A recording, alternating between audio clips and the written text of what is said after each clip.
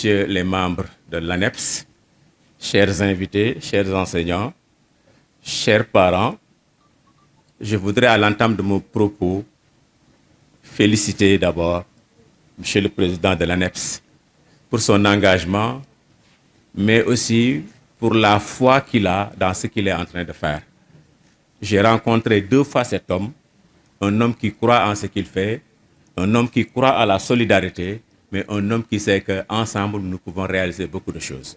Je vous félicite et vous encourage, Monsieur le Président.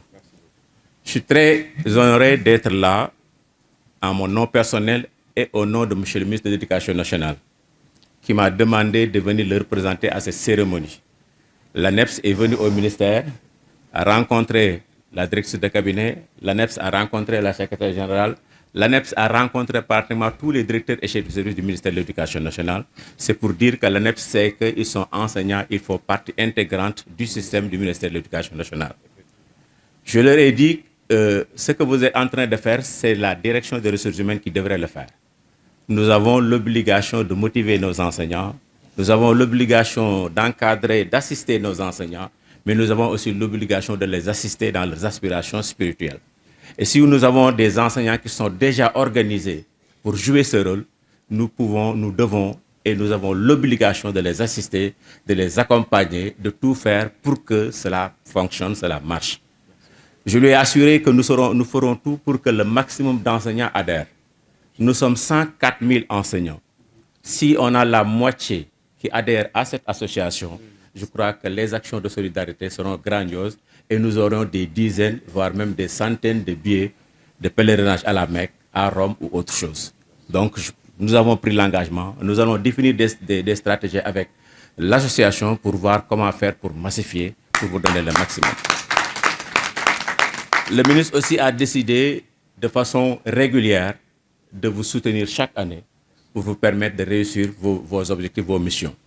Parce que ce qui est important, ce que j'ai noté dans cette cérémonie, c'est que je comprends maintenant que la solidarité, c'est d'abord la reconnaissance. La reconnaissance envers les anciens. M. Mamadou Diouf, M. Mamadou Diop Castro, M. Mafaha Touré et tant d'autres qui sont là, M. Souleymane Diallo. Je crois que la première chose pour montrer que je suis solidaire, c'est d'abord d'avoir de la reconnaissance et vous l'avez montré, vous l'avez démontré.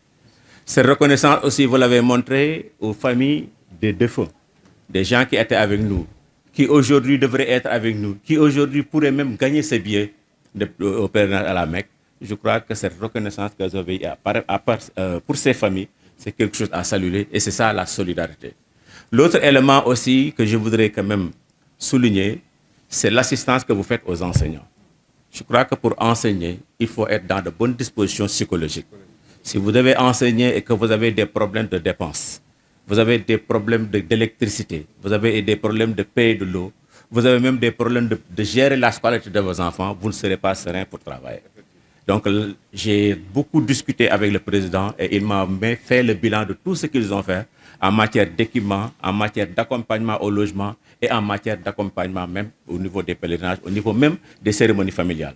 Donc, vraiment, c'est une œuvre à magnifier, c'est une œuvre à supporter, c'est une œuvre vraiment à transmettre à tous les enseignants. Donc, je crois que l'engagement que nous avons pris pour vous accompagner, nous allons faire cet engagement. Mais je voudrais aussi remercier le professeur Mbaye Thiam, vraiment pour le thème qu'il a abordé. Il a très bien abordé et je crois que lorsqu'il disait que j'ai été